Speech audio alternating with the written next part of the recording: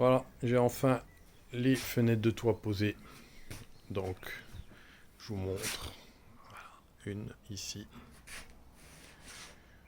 Là-bas, une, deux, trois, quatre, cinq et six. Donc 7 fenêtres de toit avec la première que j'ai comptée. Cette fenêtre de toit posée, c'est ultra lumineux. C'est vraiment super. Je suis vraiment content. Je suis content pour avoir décidé d'avoir posé ce genre de fenêtre. Maintenant, je suis beaucoup moins content sur le produit en lui-même et la pose. Alors, je vais commencer avec le produit. Alors, comme vous pouvez constater, c'est des Facro. Donc, concurrent direct de Velux. Concurrent direct de Velux et même principe, hein, fabrication en bois, sympa. Le système de fermeture est beaucoup plus classique que Velux, mais en contrepartie de ça, il prend moins de surface lumineuse, donc les deux se valent, il n'y a pas de souci. Double fermeture de poignée pour les grands modèles et les petits modèles comme enfin petit modèle, moins large modèle, on va dire. Simple fermeture poignée. Voilà. La fermeture poignée possède deux crans d'ouverture, là, comme vous pouvez voir. C'est pour laisser passer un petit peu d'air. Voilà. Il y a le système d'aération à ne jamais fermer, à réduire à la limite, mais ne jamais fermer pour pas que ça pourrisse se trouve ici. Donc un peu comme chez Velux, il n'y a pas de souci. Voilà. Donc ça, c'est comment on peut dire. Ça, c'est Facro. Vous allez me dire, ah, il n'y a pas de problème. Ok, non, il n'y a pas de problème, effectivement. Ce Facro, ça coûte 500 boules. Là. Ce type de fenêtre, c'est à peu près 500 boules, 500 euros. Voilà. Par contre, le problème, il se trouve ici, sur les défauts de fabrication. Alors, je vous en montre. Ah, ici. Ah, là. Ah, là.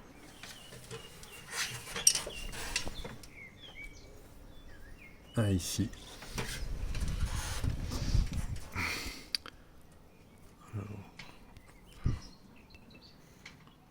Ah, là. Ah, ici.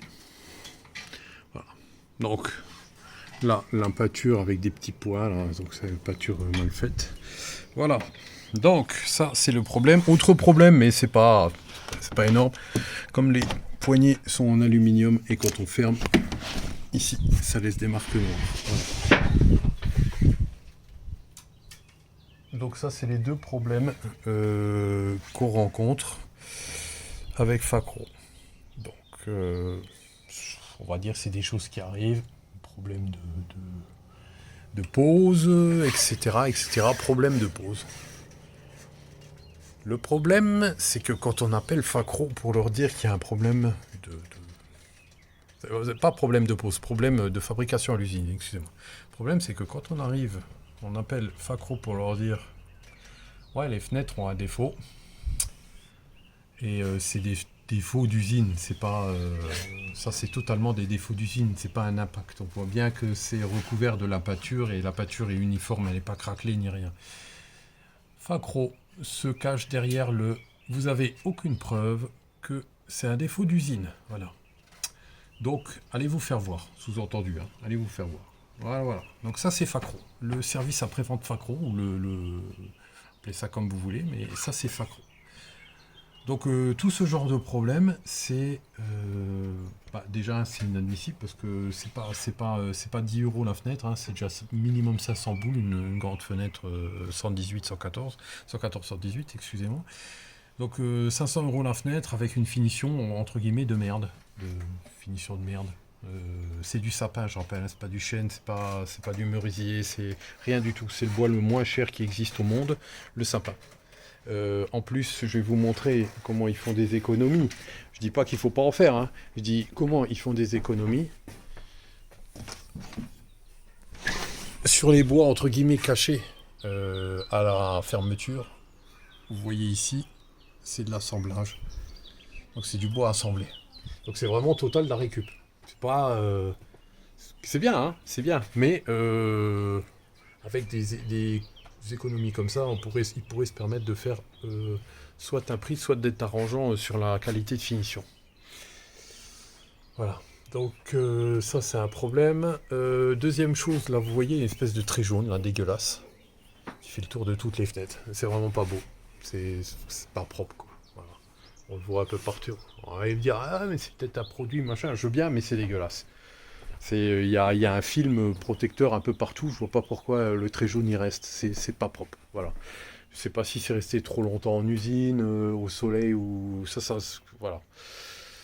Donc, bien content sur le résultat, hein, super résultat. Par contre, très critique sur le produit en lui-même. Maintenant, je vais vous parler de la pose. Je vous ai parlé du produit, je vous parle de la pose. Alors, la pose, voilà, je vais vous montrer. Ici, vous voyez, la forme ici, rien à redire.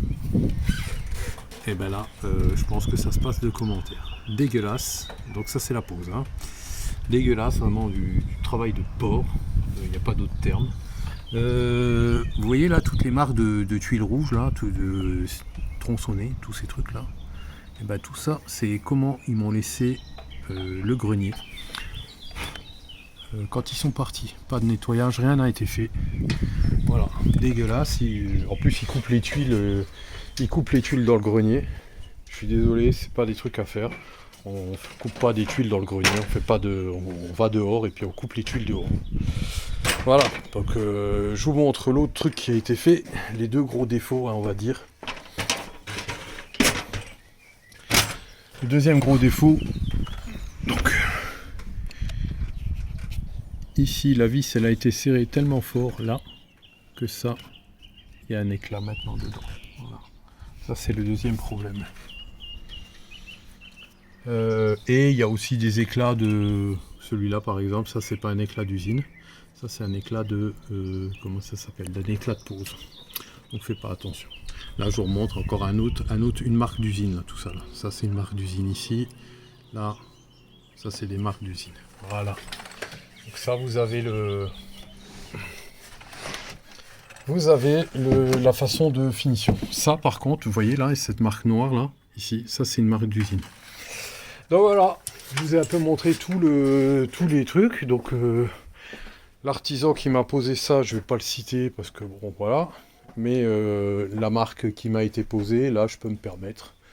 Je peux me permettre parce que franchement, je suis vraiment déçu du service après-vente. L'artisan a essayé de faire quelque chose quand même, hein. Mais le Facro n'a rien voulu savoir. Donc voilà.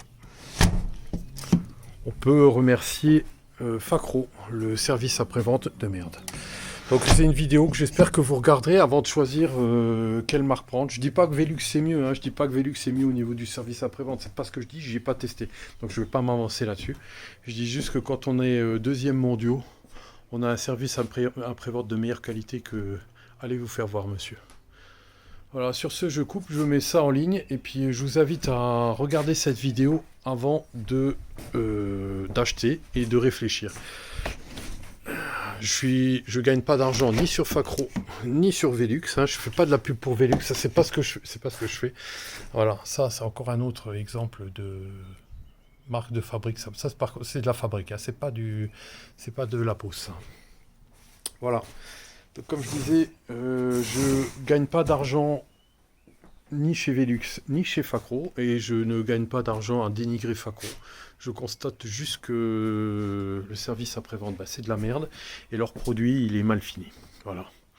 Maintenant, qu'ils me contactent, hein, s'ils veulent revoir la façon de servir les clients, il n'y a pas de souci.